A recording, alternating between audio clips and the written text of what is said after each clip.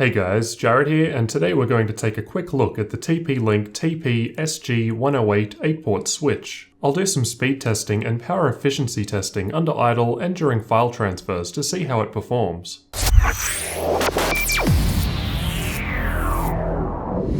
Alright, so I bought this switch because it was cheap, I'm not gonna lie. You can get it for around $25 US. I needed something with more ports, as my existing billion router only has 4, and has been full for quite some time now. As I've recently built a new server, I needed more port space in order to add it into the network, so that's where this switch comes in to save the day. Inside the box we have the manual and warranty information, the switch itself, power adapter, and 4 rubber feet. The switch weighs in at just 400 grams, or 0.86 pounds. And is 158mm by 101mm by 25mm in size, so fairly small, a bit larger than my hand. On the front there's a 9V 0.6A DC power input and Kensington lock slot. The left and right sides have some holes for airflow, however there's no fan inside. The switch runs completely silent, although I did notice a small whining sound when in use. The back has the power indicator LED and of course the 8GB RJ45 ports. The rubber feet that come with it are applied by simply removing the back and sticking them onto the bottom of the switch. To be honest, I thought these would help prevent the switch from sliding around, but it still slides around on both of my desks, which are made of different materials, quite easily. Not a big deal for me, as it'll just be sitting on my desk, but if you've got some tight cable runs running into the switch, the cable could easily move it. Other than that, realistically, all that's left to do is to plug in the included power adapter and turn it on. After a minute or so, the switch will start working as expected once it boots up. During testing, I was able to read and write files over the network at the full 1GB speed as expected. It's full duplex, so you can send and receive 1GB at the same time. What I was interested in was measuring the power use, as TP-Link advised that the switch is energy efficient and offers up to 72% power savings. I'm not sure what this is compared to, but let's check the power draw during idle and during transfers. The specs say that the maximum power draw is 3.97 watts. I'm assuming that's while all the ports are maxed out, because I didn't come close to this. During startup and then idle, the switch was only using around 1.3 watts of power. As soon as I plug a new cable into a port, it increases to 2.2 watts, as the port enables, then to 3.2 watts with the second port. This makes sense as the switch shuts down unused ports to save power. Interestingly, this didn't increase any further even when performing read and write tests at maximum speed. So basically, you're getting what you pay for here, a no-frills, cheap 8-port gigabit switch which just works. And this is exactly what I wanted.